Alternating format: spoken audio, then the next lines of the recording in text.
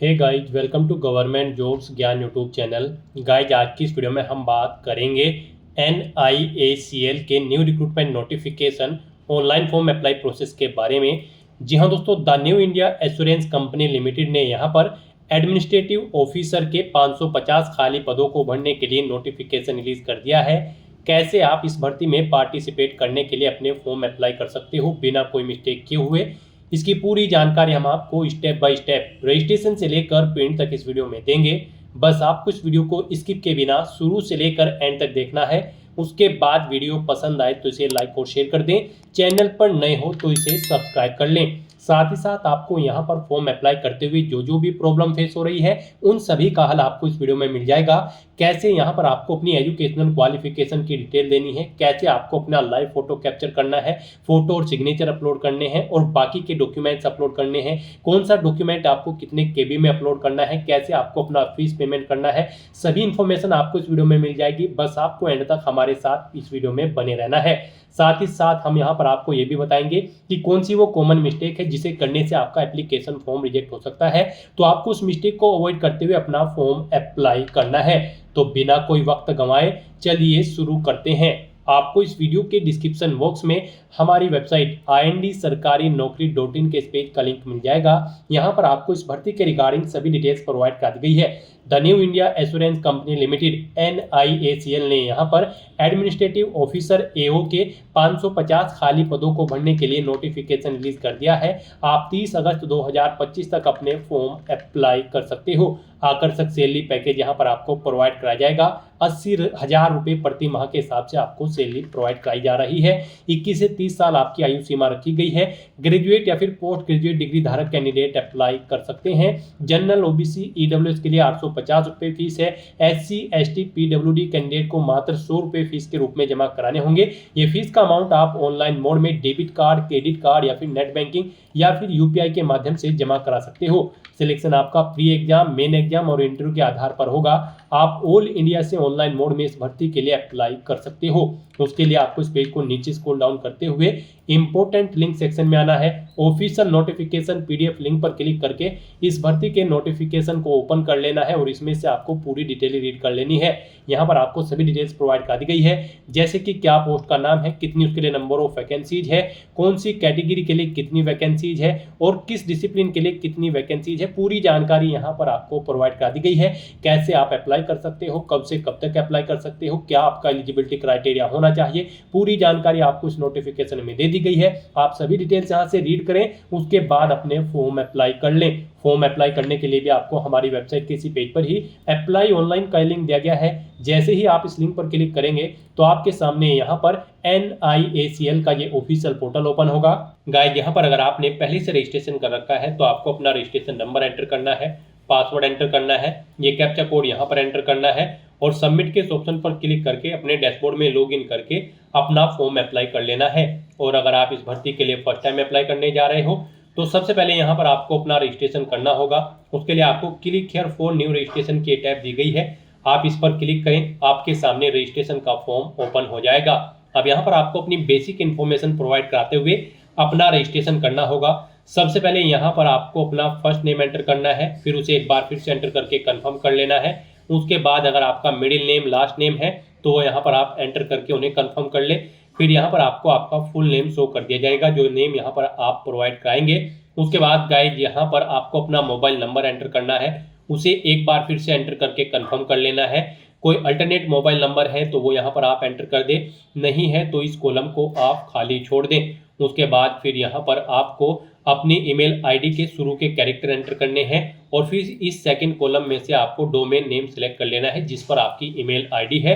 उसके बाद यहाँ पर आपको अपनी कंप्लीट ईमेल ID टाइप करनी है, फिर आपको ये कैप्चा कोड इस बॉक्स में एंटर करना है और फिर गाइड सेव एंड नेक्स्ट के ऑप्शन पर क्लिक कर देना है। इस तरह से यहाँ पर आपका रजिस्ट्रेशन सक्सेसफुली कंप्लीट हो चुका है। एक रजिस्ट्रेशन नंबर और पासवर्ड यहाँ पर आपको प्रोवाइड करा दिया गया है।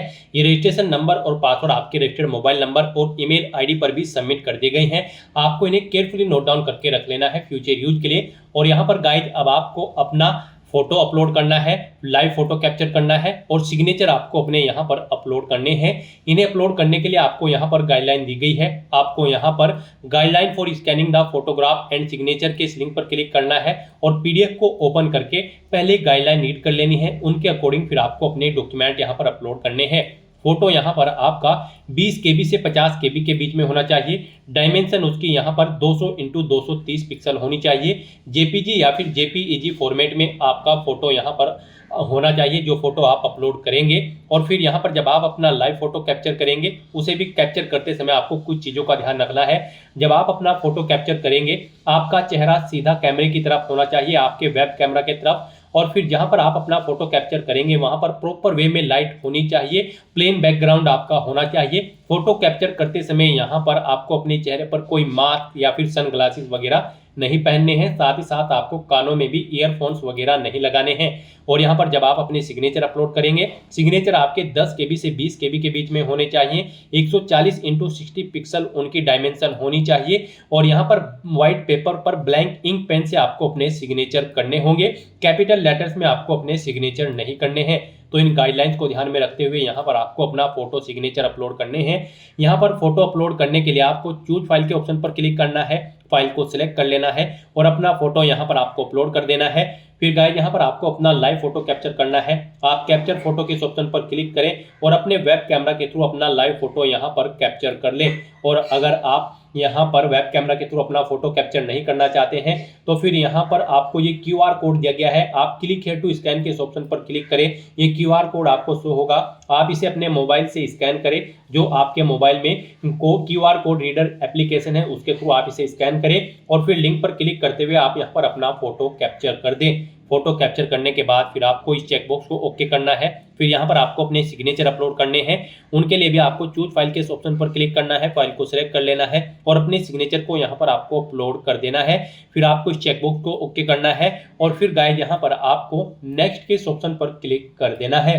नेक्स्ट यहाँ पर आपको अपनी बेसिक इन्फॉर्मेशन देनी है। यहाँ पर सबसे पहले आपको स्ट्रीम सेलेक्ट करनी है एडमिनिस्ट्रेटिव ऑफिसर की, किस स्ट्रीम के लिए आप अप्लाई करना चाहते हैं। यहाँ पर आप अपने अकॉर्डिंग ऑप्शन सेलेक्ट करें, risk engineer, automobiles engineer, legal specialist, accounts specialist या फिर AO हेल्थ। आप अपने अकॉर्डिंग यहाँ पर ऑप्शन सेलेक्ट करें। उसके बाद गाइस यहाँ पर आपको अपनी कैटेगरी सेलेक्ट करनी है, आप जिस कैटेगरी से बिलोंग करते हैं।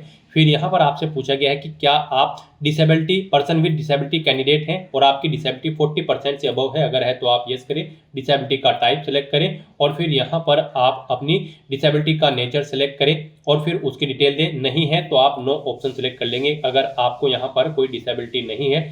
फिर आपसे पूछा गया है कि क्या यहाँ पर आपको एग्जाम टाइम के दौरान कॉम्पेंसेटरी की जरूरत पड़ेगी। अगर आप यहाँ पर डिसेबल्ड कैंडिडेट हैं, अगर होगी तो आप यस करेंगे, नहीं तो नो ऑप्शन सेलेक्ट करेंगे।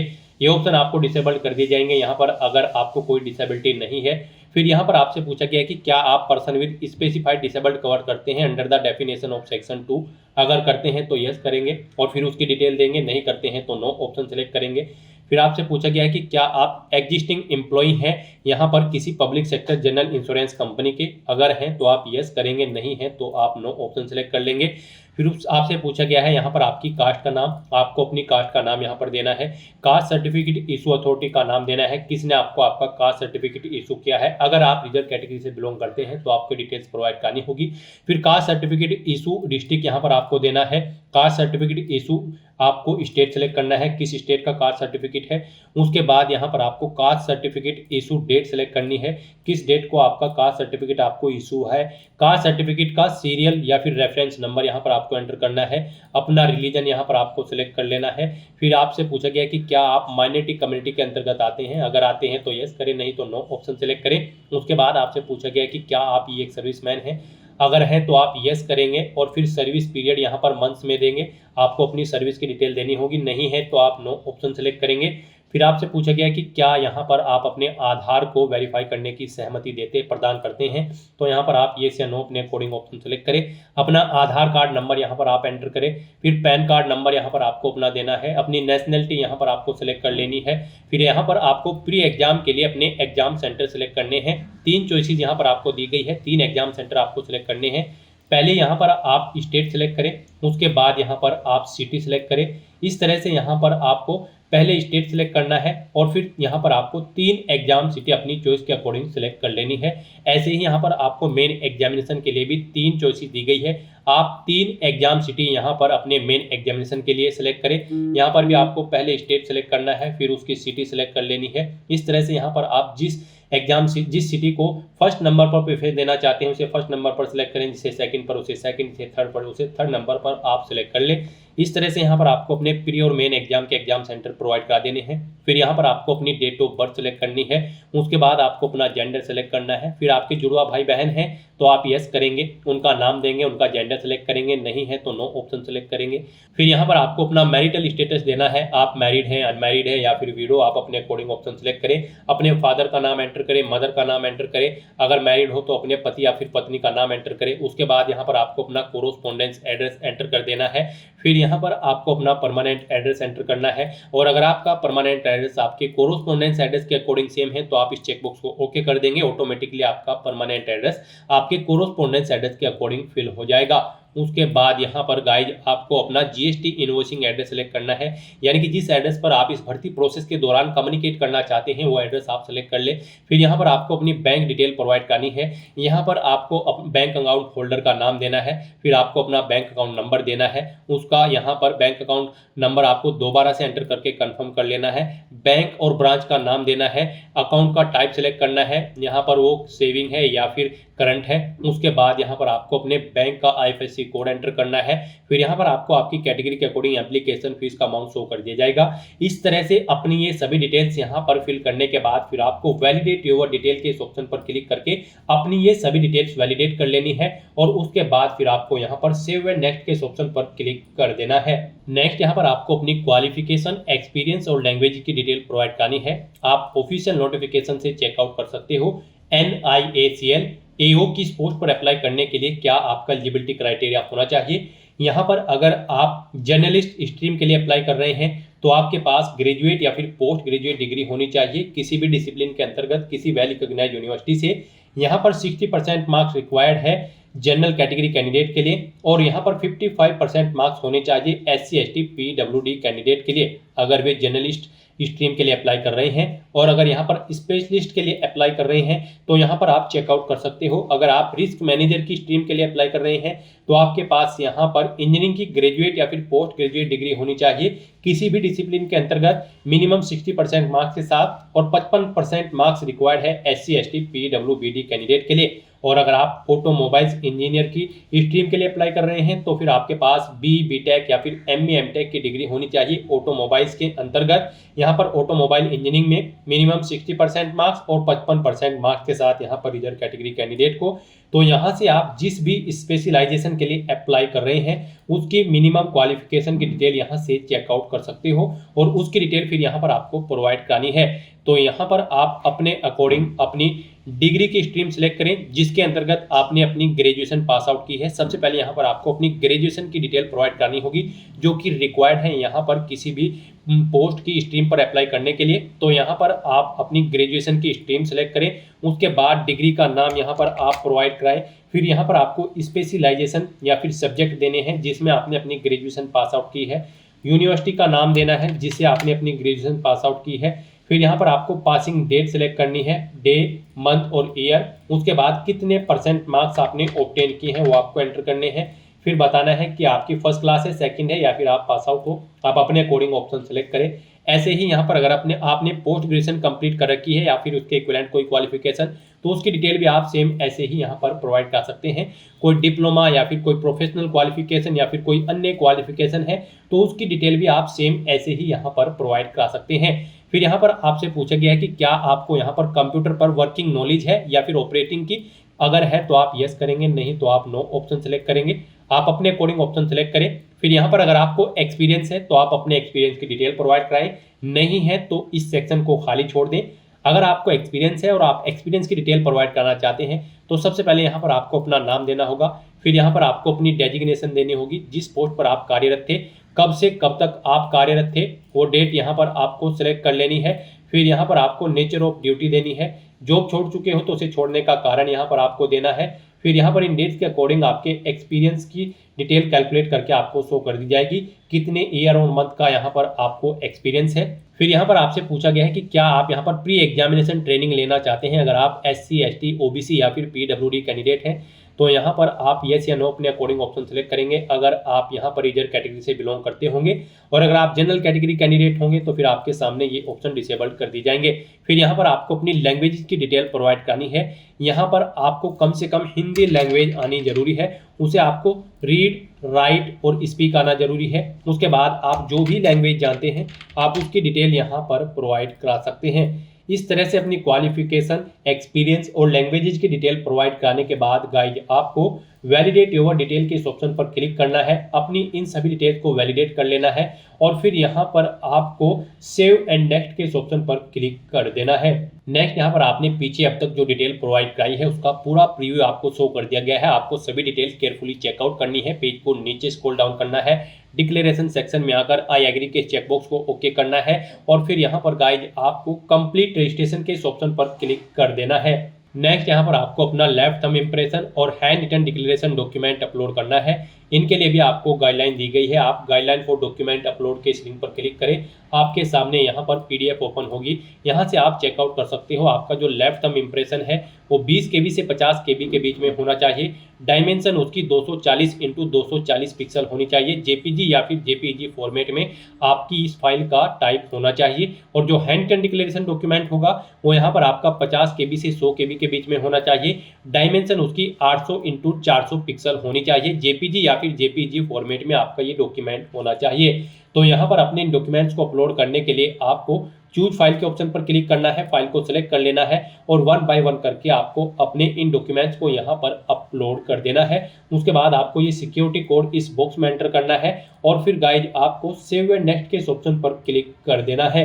नेक्स्ट आपके सामने कुछ इस तरह से इंटरफेस शो होगा। यहाँ पर अगर आप अपने एप्लीकेशन फॉर्म का प्रिंट आउट लेना चाहते हैं तो आप एप्लीकेशन प्रिंट के लिंक पर क्लिक करें और अपने एप्लीकेशन फॉर्म का एक प्रिंट आउट ले लें। और अब यहाँ पर आपको अपना फीस पेमेंट करना है। उसके लिए गाइड यहाँ पर आपको आपकी कैटेगरी के अकॉर्डिंग एप्लीकेशन फीस का अमाउंट शो कर दिया गया है। यहाँ पर अब आपको ये कैप्चा कोड इस बॉक्स में एंटर करना है और फिर आपको सबमिट के इस ऑप्शन पर क्लिक कर देना है। नेक्स्ट आपको फीस पेमेंट के इंटरफेस पर डायरेक्ट कर दिया जाएगा। गाइस यहाँ पर अगर आप जनरल OBC EWS कैंडिडेट हैं तो आपको 850 रुपये फीस जमा करानी है और अगर आप SC ST PWD कैंडिडेट हैं तो आपको मात्र 100 रुपये फीस के रूप में जमा कराने होंगे, जो कि आप ऑनलाइन मोड में जमा करा सकते हैं। यहाँ पर आप अपनी fees debit card, credit card, net banking, wallet, cash card, QR या फिर UPI के माध्यम से जमा करा सकते हो। UPI यहाँ पर आपके लिए सबसे बेस्ट और इजी ऑप्शन रहेगा। आप UPI के ऑप्शन पर क्लिक करें, मेक पेमेंट के ऑप्शन पर क्लिक करें, फिर यहाँ पर आप प्रोसीड विद पेमेंट के ऑप्शन पर क्लिक करें। उसके बाद आपके सामने कुछ इस तरह से इंटरफेस होगा। यहाँ पर आने के बाद आपको अपनी UPI ID एंटर करनी है और मेक पेमेंट के ऑप्शन पर क्लिक करके आपको अपना फीस पेमेंट कर देना है। और अगर आप UPI ID के थ्रू अपना फीस पेमेंट नहीं करना चाहते हैं तो यहाँ पर आपको एक और ऑप्शन दिया गया है। आप क्लिक हियर टू स्कैन के इस ऑप्शन पर क्लिक करें, इस QR कोड को अपने UPI से स्कैन करें और अपना फीस पेमेंट कर दें। सक्सेसफुली फीस पेमेंट करने के बाद यहाँ पर आपका एप्लीकेशन फॉर्म सबमिट हो जाएगा। उसके बाद आपको अपने एप्लीकेशन फॉर्म का एक हार्ड कॉपी प्रिंट आउट ले लेना है फ्यूचर यूज के लिए, फ्यूचर रेफरेंस के लिए। इस तरह से यहाँ पर आपके एप्लीकेशन फॉर्म की सभी टास्क कंप्लीट हो जाएगी। तो दोस्तों ऐसे आप the new India assurance company limited administrative officer के 550 खाली पदों को भरने के लिए अपने फॉर्म अप्लाई कर सकते हो। आज की इस वीडियो में बस इतना ही। आई होप ये वीडियो आपको पसंद आई होगी। अगर पसंद आई हो तो इसे लाइक और शेयर करें। चैनल पर नए हो तो इसे सब्सक्राइब कर लें। Thanks for watching.